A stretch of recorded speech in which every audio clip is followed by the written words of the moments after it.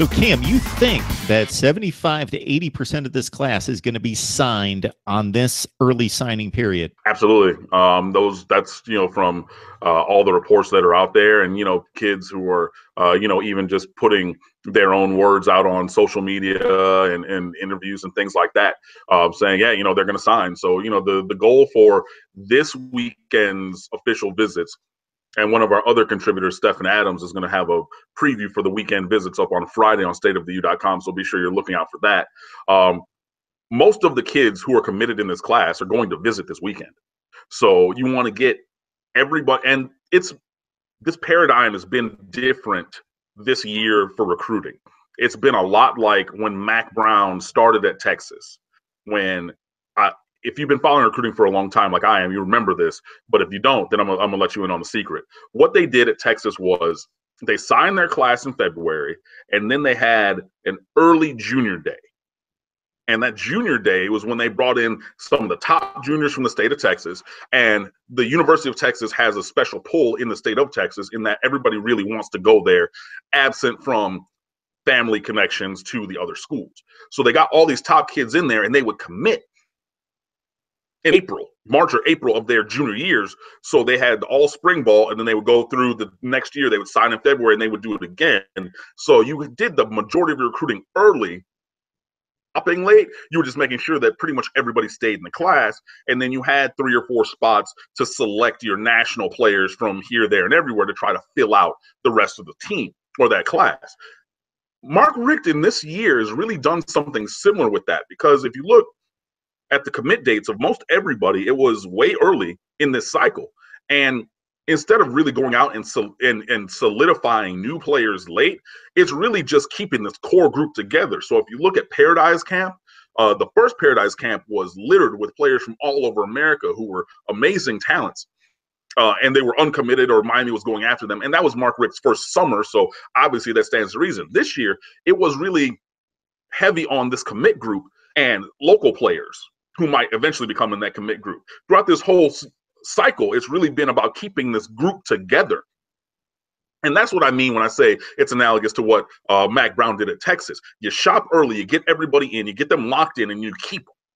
And you do whatever you have to keep them in there because you have some certainty.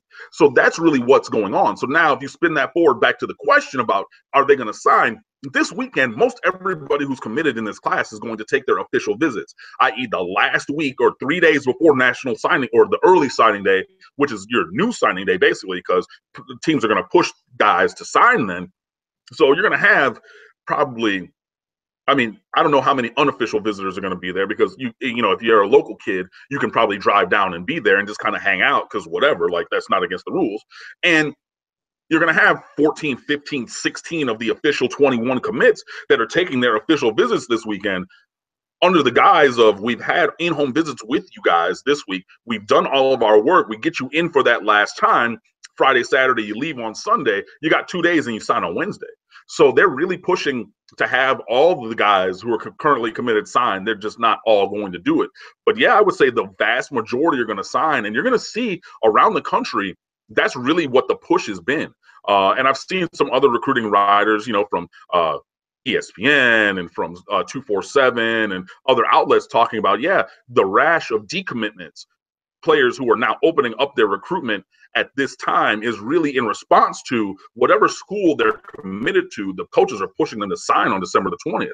And it stands to reason, because it gives certainty to the schools. And it gives, the schools have not all, but most of the leverage in recruiting. But if you're able to take advantage of that, you get a signature on paper, that kid's done. So now I am certain that I have Lorenzo Lingard, Cam Davis, Mark Pope, Brian Hightower, Jaron Williams. I know that I have them in my class. Now, between December 20th and February 7th, now I'm taking that Mac Brown approach, the second part where, but I'm taking that approach where I'm going to go and I'm going to select the 4, 5, 6, 7 other guys to slot in with this class. So, yeah, I think that most guys are going to sign in this Miami class. And if you look around the country, I would say probably most schools are going to have 50% or more of their commits signed on the dotted line this December 20th. So it's going to be interesting because it's the first year of this new signing period. So we're all going to see how this actually works out. So when it comes to college football, I'm going to say that I cover it, that I am on it, watch it, read it as much as anybody. When it comes to recruiting, that is not the case. I need guys like you to come on, talk recruiting. I just can't follow it. It's almost like the NFL draft where I want to see the final selections. I don't want to hear about all the speculation prior to, but then I love to dive in the names and the metrics and the stats and the expectations once they're signed on the dotted line. What this tells me, and correct me if I'm wrong, is that these kids would like to be committed, that they would like to make that commitment. And most of them do keep their commitment. And basically, these coaches are writing them and bothering them from other schools that they are not desiring to have happen between December and February. If most of them are going to choose, in fact, at the major schools to sign on this early signing period, they're fully capable and comfortable with making a commitment earlier than that, and rather than continuing to weigh their options and look at different schools. It really does come down to an individual decision because, every individual is unique. But yeah, there are kids who want to get the process done with. I've made my decision. I'm signing. That's it.